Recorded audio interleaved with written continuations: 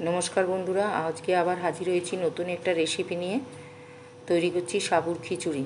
এর জন্য কড়াই বসিয়ে ওর মধ্যে 1 চামচ বড় চামচের ঘি দিয়ে দিলাম। ঘিটা গরম হয়ে গেলে ওর মধ্যে আমি ফোড়ন দেব। ফোড়নে দেব জিরে, তেজপাতা, শুকনো লঙ্কা আর একটু হিং। এবার ফোড়নটা দিয়ে দেব। ফোড়নটা দিয়ে নিয়ে একটুখানি ফোড়নটাকে সটে করে নিতে হবে। ফোড়নটা দিয়ে দিলাম। আর ওদিকে আমি রাত থেকে সাবুটাকে ভিজিয়ে রেখেছি, তারপর জল ঝরিয়ে নিয়েছি। ফোড়নটা একটু সটে হয়ে গেলেই এর মধ্যে দিয়ে দেবো আমি কিছুটা কাজু আর কিশমিশ। কাজু কিশমিশটা ওই একইভাবে একটু সটে করে নেব, খুব বেশি করব না, পুড়ে যাবে তাহলে। জাস্ট একটুখানি ঘিয়ের মধ্যে নাড়াচাড়া করে নেব। এবারে যে জল ঝরিয়ে রেখেছি সাবুটা, সেই সাবুটা দিয়ে দেবো। সাবুটা একদম জল ঝরে গেছে, একদম শুকনো শুকনো মতো। এবার সাবুটা দিয়ে এর মধ্যে এই 2 মিনিটের মতো আমি একটু সটে করে নেব। খুব একটা ভাজতে হবে না, আর যাতে পুড়ে না যায় আঁচটাকে একটু কম রাখতে হবে। ভালো করে ঘিয়ের মধ্যে কাজু কিশমিশের সাথে আর ফোড়নের সাথে সাবুটাকে একটু সটে করে নেব। আর ওদিকে মুগ ডাল ভেজে সিদ্ধ করে রেখেছি। সাবুটা সটে করা হয়ে গেলে এর মধ্যে দিয়ে দেবো হলুদ গুঁড়ো। তবে হলুদটা আমি খুব কম পরিমাণে দেব, সামান্য পরিমাণ হলুদ দেব।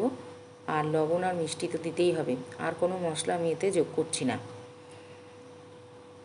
এবারে লবণ দিয়ে দেবো আর দেব চিনি। তবে চিনির বদলে কেউ ইচ্ছে করলে গুড় ব্যবহার করতে পারেন। লবণ দিয়ে দিলাম। আর চিনি মিষ্টিটা যে যেমন খাবেন সেরকম দেবেন, পরিমাণ বুঝে দিতে হবে। আমি চিনিই ব্যবহার করেছি, তবে গুড় দিলেও ভালো হয়। এবার আবারও এটাকে ভালো করে মিশিয়ে নেব। সুন্দর করে সমস্ত মশলার সাথে এটাকে মিশিয়ে নেব।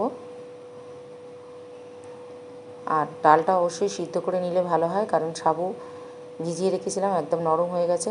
বেশি ফোটানো যাবে না, বেশি সিদ্ধ করতে গেলে কিন্তু গ্যাদগ্যাদে হয়ে যাবে, খেতে ভালো লাগবে না। এবার আমি এর মধ্যে সিদ্ধ করে রাখা ডালটাকে দিয়ে দেব।